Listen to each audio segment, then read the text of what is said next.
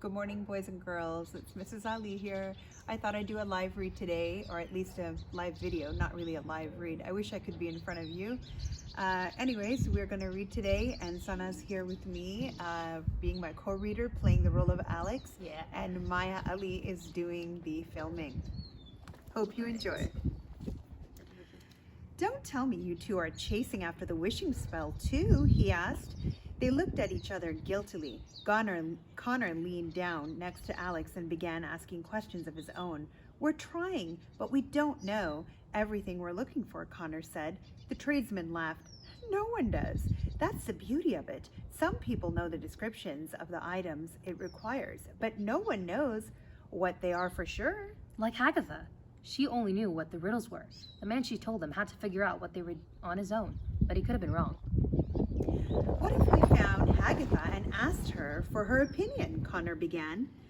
Agatha is dead, the tradesman said. Dead? How did she die? She fell into the thornbush pit, the tradesman said. What is a thornbush pit? Alex asked. Good heavens, child, are you daft? After the curse was broken on the sleeping kingdom, all the thornbush and shrubbery that had grown wild around the kingdom was cleared out and dumped into a large and deep pit, the tradesman said. Agatha was collecting some of the thornbush for her home and fell in. That's awful, Alex said. She called for help for days, but no one would help her. No one wanted to help an old hag, the tradesman said. Just before she died, Agatha cursed the thornbush so that it would grow onto anything or anyone near it and pull it straight to the bottom, where she was trapped forever. That's intense, Connor said. Since then, however, it's been used as a wasteland. People from all over the kingdoms journey there to drop off anything they never want to see again, he said.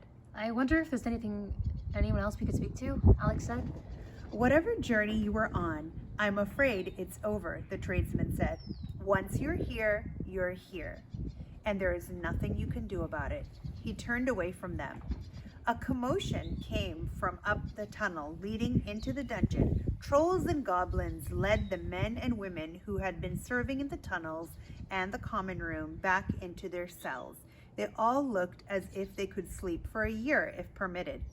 Time for sleep, a troll ordered, and then extinguished all the torches in the room with a bucket of water.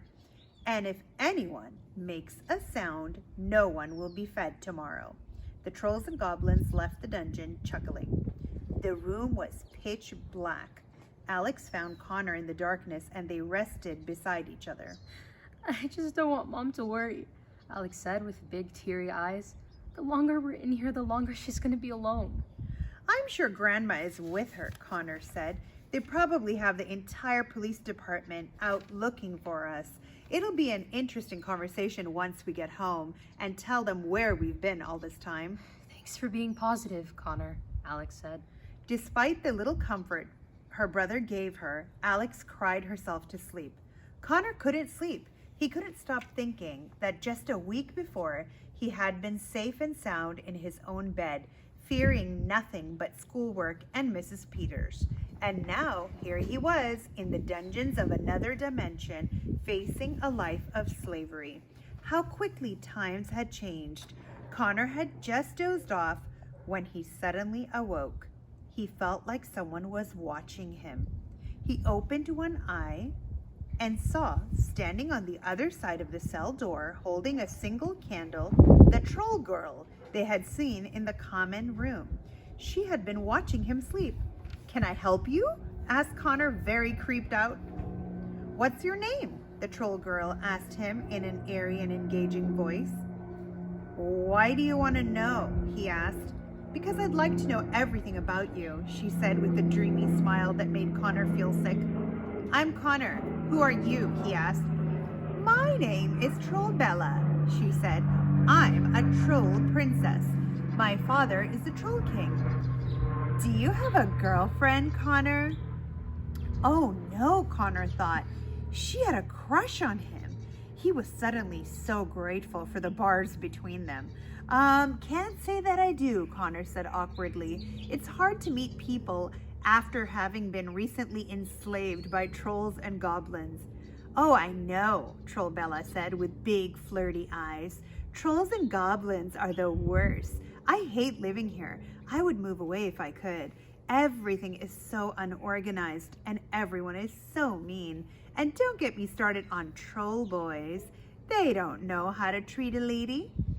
I'm sorry to hear that, Connor said, hoping a goblin would walk in and take him away to work in a tunnel and save him from the situation. I'm just a hopeless romantic myself, Trollbella said, batting her eyelashes and twirling one of her pigtails. Can I call you Butterboy? Definitely not, Connor said. Connor, what's going on? Said Alex, waking up. Who is she? Trollbella asked. Her playful expression fell into a threatened frown. Relax. This is just my sister, Connor said. Hi, said Alex, very confused about what was happening. I don't like her, Trollbella said, pointing at Alex. Alex was taken aback. Had she done something wrong? She grows on you, Connor said, and if I had to be enslaved for life with someone, I'm glad it's her. Have you enjoyed your stay with us so far? Trollbella asked. Not really, Connor said. Was she kidding or just stupid? We'd really like to get out of here if you could help us, Alex said. I'm not talking to you, Trollbella yelled at Alex. She then turned her head slowly and smiled at Connor. I may be able to give you freedom in exchange for something else. What's that? Connor said. Both the twins would have been on the edge of their seats if they weren't on a dirty dungeon floor. A kiss? Trollbella said, staring passionately at Connor. Connor gulped. Well, I guess we're going to be slaves forever. Trollbella frowned. Alex hit Connor upside the head. Kiss her, you idiot, then we'll get out of here, Alex said. Don't hit my butter boy, Trollbella said, and I never said I would let you go. I only said I'd let him go. I think he'd be more inclined if you promised to let both of us go, Alex said. No, I wouldn't.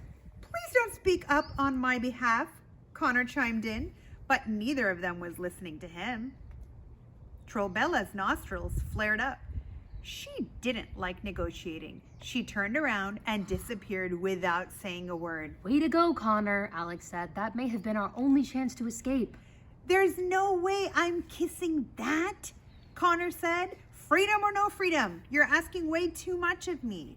The twins both jumped back from the cell door. Trollbella had quickly returned with the key. She was ready to make a deal. Pucker up, Butterboy, Trollbella said, and pushed her head up against the bars of the cell door. I can't do this.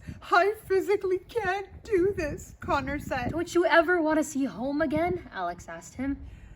Connor looked as if he were about to vomit and cry at the same time. At a snail's pace, he approached Trollbella with his lips extended. He wasn't going fast enough for Alex, so she pushed him toward the cell door, and Trollbella grabbed hold of him through the bars. She planted a big, fat, juicy kiss on him. Plah!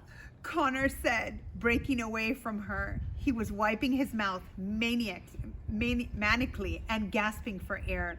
Trollbella had a huge, satisfied grin on her face. That was the worst thing you have ever done to me, Connor said, pointing at Alex, feeling completely betrayed. How could you? All right, Trollbella, said Alex, ignoring her brother's dramatics. A deal is a deal. Let us go.